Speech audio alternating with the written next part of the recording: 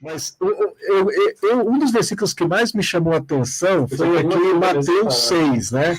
Mateus 6, o ensino sobre auxílio ao necessitado.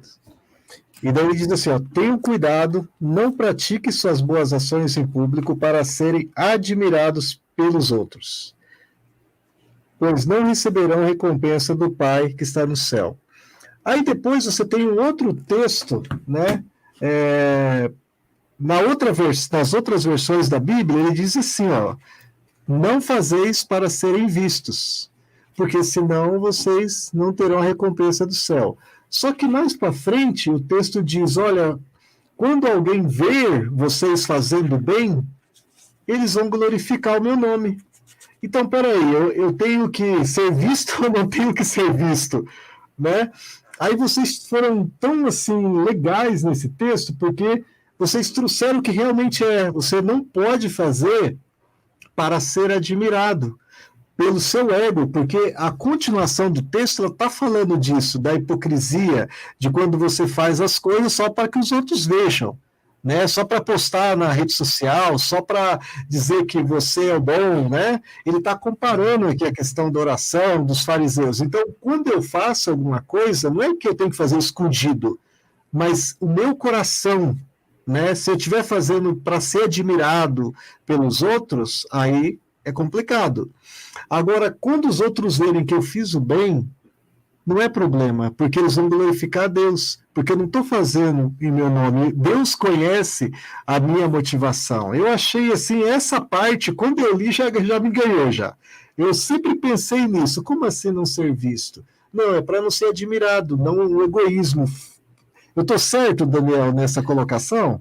Foi Não, isso que vocês conseguiram identificar? Não, é isso mesmo, e é um exemplo de como nós não podemos subestimar o poder de uma tradução para esclarecer algo que é fundamental para a nossa prática como cristãos. Uhum. A gente, a verdade é a seguinte: o texto bíblico, em muitos casos, acho que sobretudo no Antigo Testamento, sobretudo nos livros poéticos, usa-se uma linguagem que ela é quase críptica, é uma linguagem de difícil interpretação em muitos casos, porque, como a gente reforçou anteriormente, é um texto antigo, de uma realidade muito diferente, e que usava metáforas e figuras de linguagem que eram facilmente interpretadas pelo público da sua época, mas que não necessariamente é acessível para a nossa realidade de hoje. O exemplo do Salmo 90 é isso: ensinamos a contar os nossos dias, é uma expressão idiomática de fácil interpretação, possivelmente comum na época. Mas não é o nosso caso, ninguém para contar na areia os dias. E essa é a imagem por trás desse versículo. Eu tenho até um outro exemplo que eu gostaria de reforçar, essa questão da clareza, porque, só se vocês me permitem fazer um preâmbulo teórico aqui rapidamente, as traduções podem seguir duas metodologias principais. Uma delas é a chamada equivalência formal, que é uma tradução que procura traduzir o texto palavra por palavra dentro da classe gramatical que essa palavra que é usada no texto original. Então, se é um substantivo no original, traduz como substantivo. Se é um verbo, traduz como verbo e assim por diante, naquela sequência exata. Sabe? Aquela coisa assim, no princípio criou Deus o céu e a terra. Ou seja, no princípio criou Deus. É o verbo antecedendo o sujeito. É uma coisa que não é comum. O professor Adolfo vai concordar comigo. A gente não fala assim, falou o professor Adolfo na aula de hoje. Não, o professor Adolfo falou na aula de hoje. Então, pode a ordem direta, né? Exato. Assim, são particularidades das línguas, né? Eu já apresentei o texto da NVT em alguns colégios para adolescentes mesmo. Eu sempre dou o exemplo eu pergunto para a molecada, como vocês traduziriam Blue Sky? Todo mundo, céu azul. Não, é porque céu azul? Não deveria ser azul céu? Porque, assim, uma tradução literal, palavra por palavra, seguindo a forma do original, você teria que colocar o adjetivo à frente do substantivo. Mas no inglês isso não funciona. No inglês o que se faz é colocar o adjetivo à frente do substantivo. Então, há opções de tradução em que se procura seguir a forma, e essas opções, por vezes, tornam o texto difícil, tornam o texto cravado, tornam o texto até não muito acessível, dependendo da leitura. Eu posso dar um exemplo em Tiago 2:1, o capítulo 2, versículo 1, na tradução de João Ferreira de Almeida, por exemplo.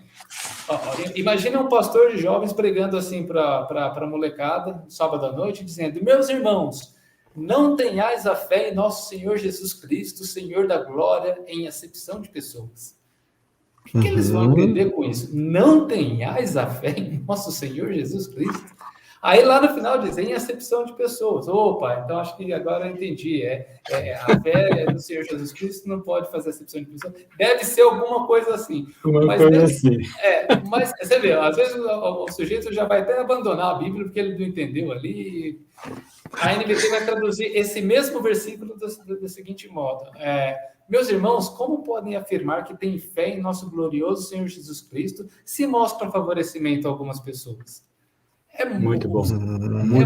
É muito mais... Ela abre, né? Abre. E olha, se a gente pensar na dificuldade que muita gente tem com a leitura da Bíblia, eu acho que essa é uma das grandes vantagens de se seguir essa segunda metodologia de tradução que eu iria mencionar, que é a chamada equivalência dinâmica. A equivalência dinâmica nem sempre vai seguir a tradução rigidamente na forma do texto original, mas vai traduzir sentido por sentido do texto. Ou seja, vamos ler aquela cláusula, aquela frase, e a partir do nosso entendimento a gente procura expor na nossa língua, em português, aquilo que os autores originais intentavam transmitir na sua língua, em hebraico, aramaico e grego e assim por diante. E esse é um caso, esse de Tiago 2:1, é um desses casos em que um leitor mais que tem dificuldade com a equivalência dinâmica, ele vai dizer, mas vocês estão invertendo alguma coisa aqui ou ali, estão acrescentando alguma coisa. Mas o fato é, toda tradução, seja de qual língua for, para qual língua for, exige algum tipo de ajuste. E aí, mesmo Almeida fez isso. Se a gente pegar aquelas versões antigas de João Ferreira de Almeida, revista corrigida, por exemplo, os leitores mais antigos vão se lembrar que essas versões continham algumas palavras em itálico. E essas palavras eram acréscimos que eram feitos ao texto, ao texto original, acréscimos que Almeida fez, justamente para esclarecer o sentido de algumas frases, porque sem esses pequenos acréscimos, o texto é ininteligível. A gente não consegue entender porque são línguas diferentes, de duas realidades diferentes e assim por diante.